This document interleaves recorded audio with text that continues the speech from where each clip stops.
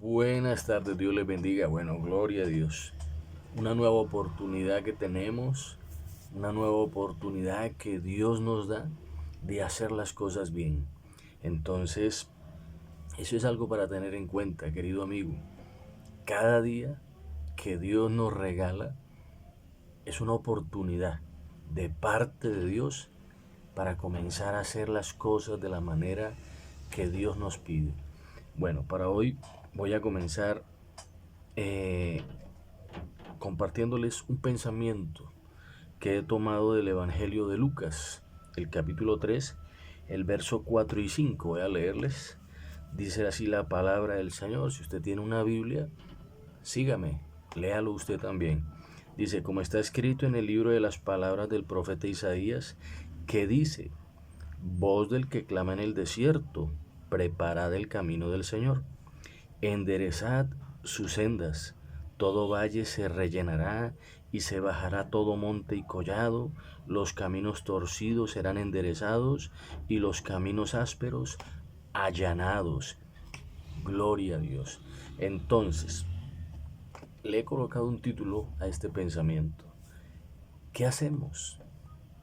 Una pregunta. ¿Qué hacemos? Es el título de este pensamiento.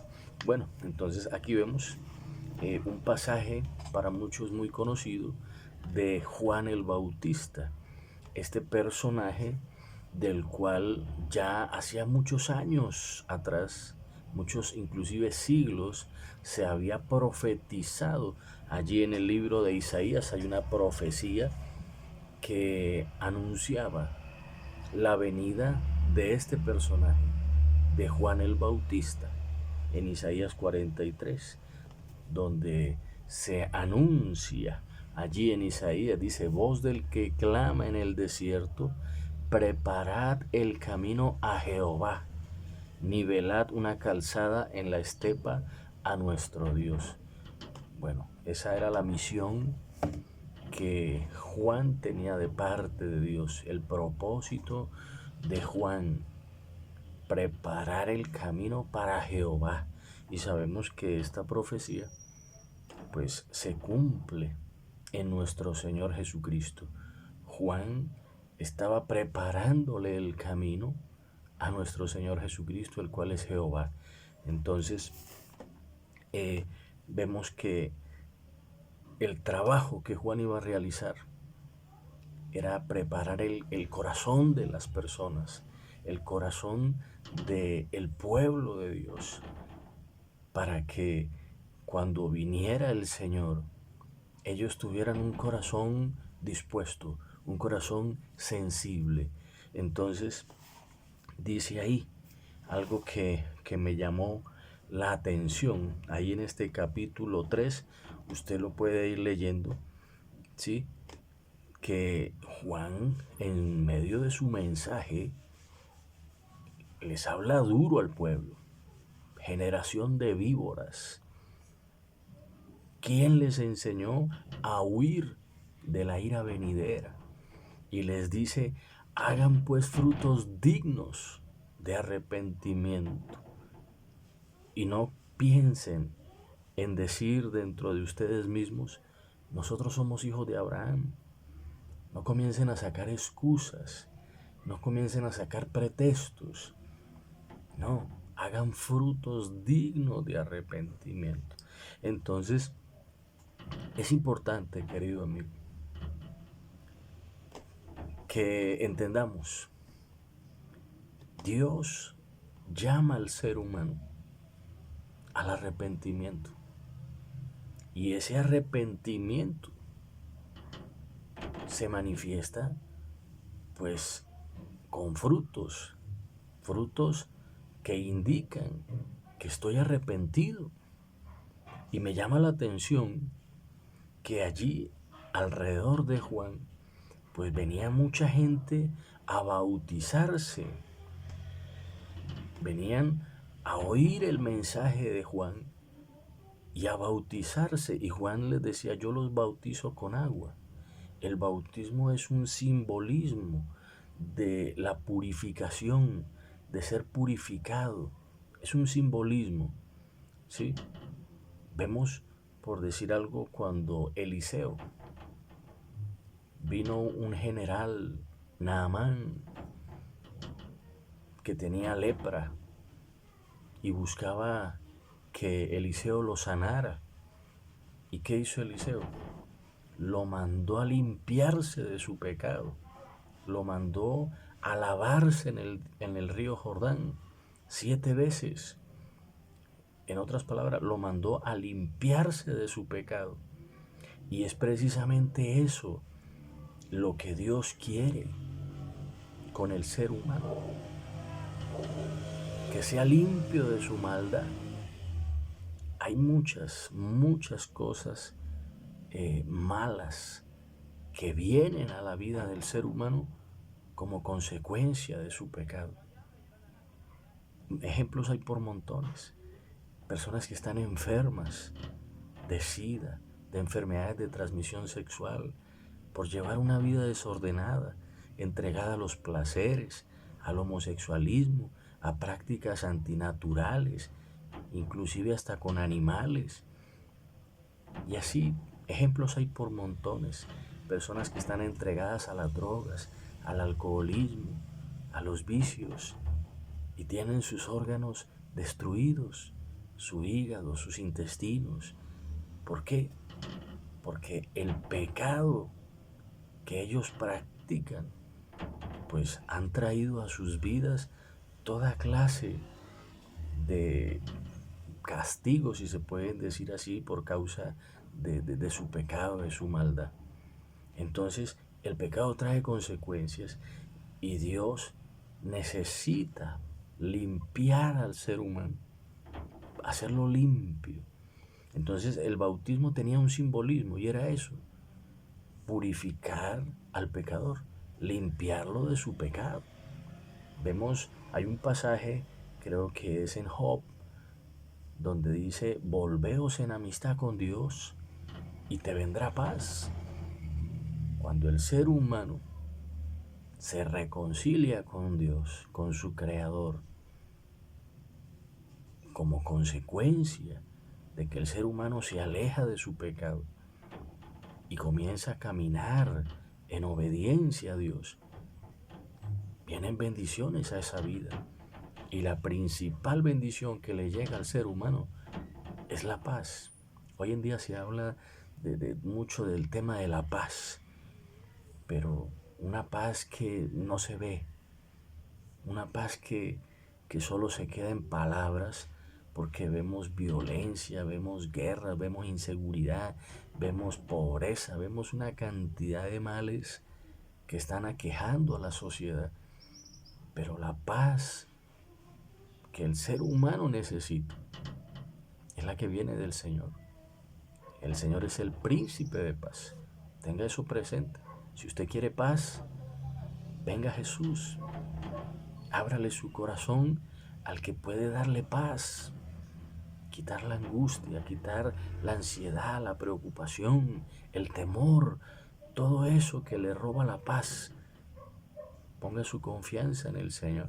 Y mire que me llama la atención, es lo que la gente que estaba alrededor de Juan, oyendo las palabras de Juan, que les decía: hagan frutos dignos de arrepentimiento, que se vea que están arrepentidos de verdad, que no se quede solo en palabras. Sí, yo estoy arrepentido, pero no hay un cambio, no hay un cambio.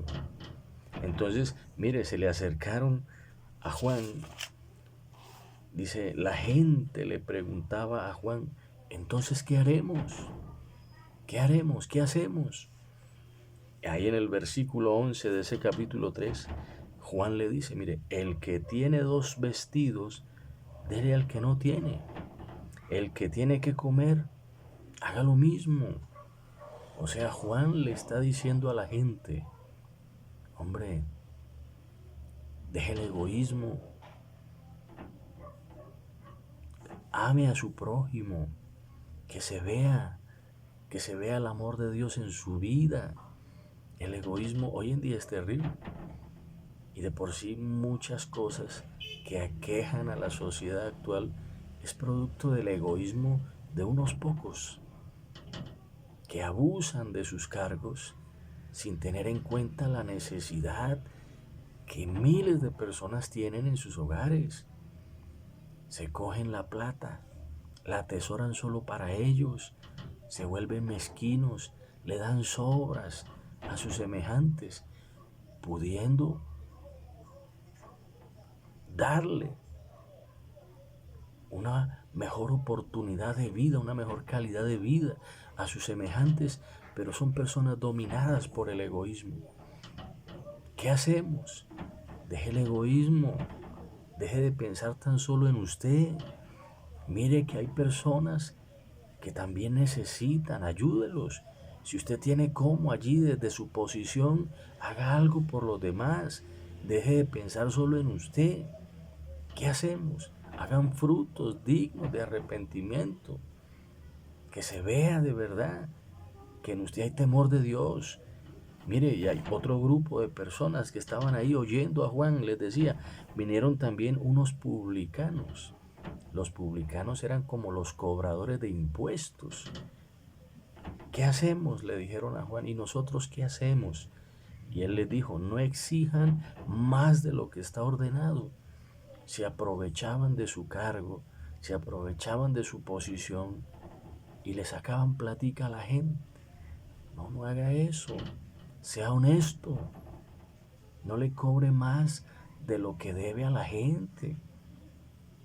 Vemos las injusticias que se cometen en personas que ocupan cargos públicos, que no se conforman con lo que tienen, ganan más que otras personas, muchísimo más, y aún así le quitan al pobre, le quitan al que no tiene, al que apuradito gana ahí para subsistir, para llevar a su casa. Eso no se hace. Esas cosas no son del agrado de Dios. Por esas cosas viene la ira de Dios, por la deshonestidad. Dios aborrece todas esas cosas. El ser mezquino, el ser deshonesto, el ser injusto, son causantes de maldición. Dice, los que practican estas cosas no heredarán el reino de Dios. No son cosas que vengan de Dios. Había también allí, oyendo a Juan, otro grupo de personas. Dice, mire, también le preguntaron unos soldados, autoridades, personas que ejercían autoridad, soldados, ¿y nosotros qué hacemos? Y Juan les dijo, no extorsionen a nadie, ni calumnien, y estén contentos con su salario. Vemos que, pues lastimosamente, estamos siendo gobernados por personas corruptas, hermano. No podemos tapar el sol con un dedo. Personas que ocupan un lugar de privilegio y no lo entienden. Se aprovechan de su posición en lugar de servir al pueblo, en lugar de ser instrumentos de bendición para ayudar a que la juventud, los hogares, los ancianos tengan mejores condiciones de vida. Se aprovechan de su posición, sacan ventaja de su trabajo, no para hacerle bien al prójimo, sino para enriquecerse.